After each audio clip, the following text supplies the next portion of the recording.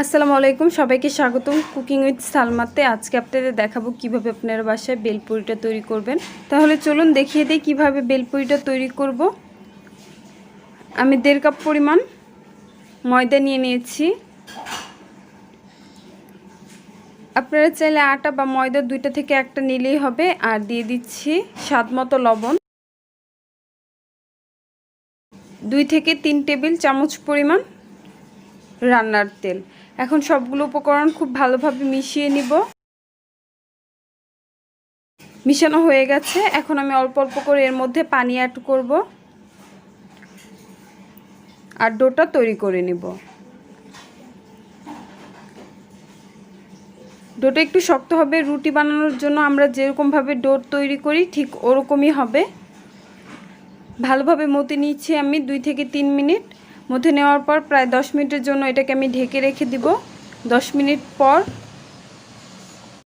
এটাকে আবার একটু ভালোভাবে মথে নিব। ডোটাকে আমি 2 ভাগে ভাগ করেছি। এক ভাগ দিয়ে আমি রুটি বানিয়ে নিচ্ছি।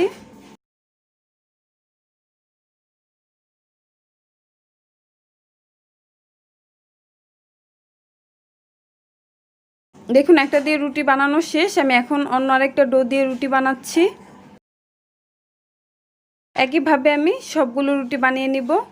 তারপর একটা রুটির উপর আমি আরেকটা রুটি ভালোভাবে চেপে দিব। চেপে এটাকে আমি আবারও বেলে নিব।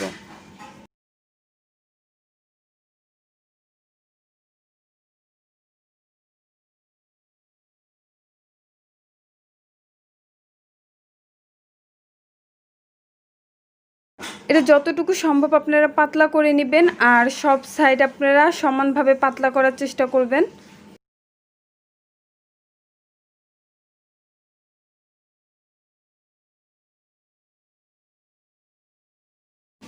এখন আমি আপনাদের দেখিয়ে দিচ্ছি এটা কতটুকু আমি পাতলা করে বেলেছি।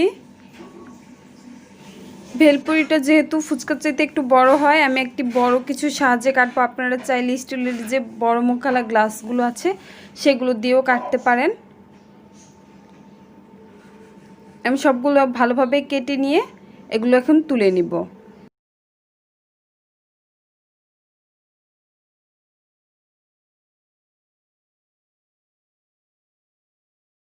এগুলো তুলে একটার গায়ের সাথে আরেকটা লাগিয়ে রাখবে না, তাহলে একটার সাথে আরেকটা লেগে যাবে।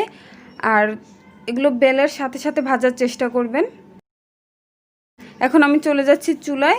আমি ভালোভাবে তেল গরম করে এখন এর মধ্যে ভেলপুরিগুলো ছেড়ে দিচ্ছি। আমার যেহেতু কড়াইটা বড়, তাই আমি 4টা ভেলপুরি ভাজতে পারবো একসাথে। আর চুলাটা অবশ্যই মিডিয়াম টু লো আঁচে রেখে রান্না করবেন আর ডোবা তেলে ভাজবেন।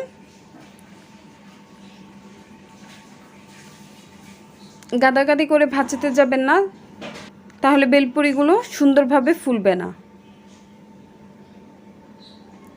এক পিঠ হয়ে গেলে আমি অপর পিঠ উল্টে পাল্টে ভালোভাবে ভেজে নিব। দেখুন, আমার ভাজা শেষ। আমার ভাজতে প্রায় 4 মিনিটের মতো লেগেছে 2 পিঠ মিলিয়ে। দেখুন এগুলো কত সুন্দরভাবে ভাজা হয়েছে। ভেলপুরির যে উপকরণটা আমি এখন আপনাদের ওইটা বানিয়ে দেখিয়ে দিব। আমি কিছু ডাবলি সারা রাত পানিতে ভিজিয়ে রেখে তারপরে 3 থেকে 4 ঘন্টা ভালোভাবে সিদ্ধ করে নিয়েছি। আর একটা আলু নিয়ে নিচ্ছি সিদ্ধ করা। এটা একটা গ্লেটারের সাহায্যে ভালোভাবে আমি গ্লেড করে নিব। এখানে আমি যেহেতু বড় চামচের 2 চামচ পরিমাণ ডাবলি নিয়েছি, তাই আমার একটা ডিম লাগবে না, আমি একটা অর্ধেক ডিম দিব।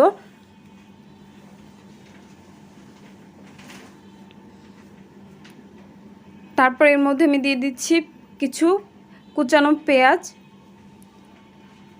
ধনিয়া পাতা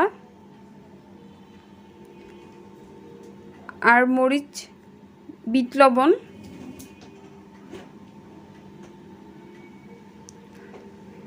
চটপটির মশলা, জিরা গুঁড়া,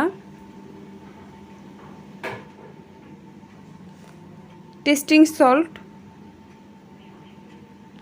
আর স্বাদমতো লবণ। আমি ডাবলিটা সিদ্ধ করার সময় লবণ দিয়েছি, তাই আমি লবণের পরিমাণটা কমিয়ে দিয়েছি।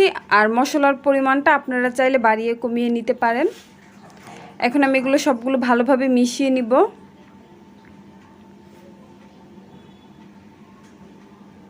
মিশানো শেষ। এখন আমি এর জন্য টক তৈরি করব। আমি সামান্য পরিমাণে তেঁতুল নিয়ে ওর মধ্যে পানি দিয়ে ভালোভাবে চটকে নিচ্ছি। চটকানো হয়ে গেছে, এখন আমি তেঁতুলের বিচিগুলো আলাদা করে নিব।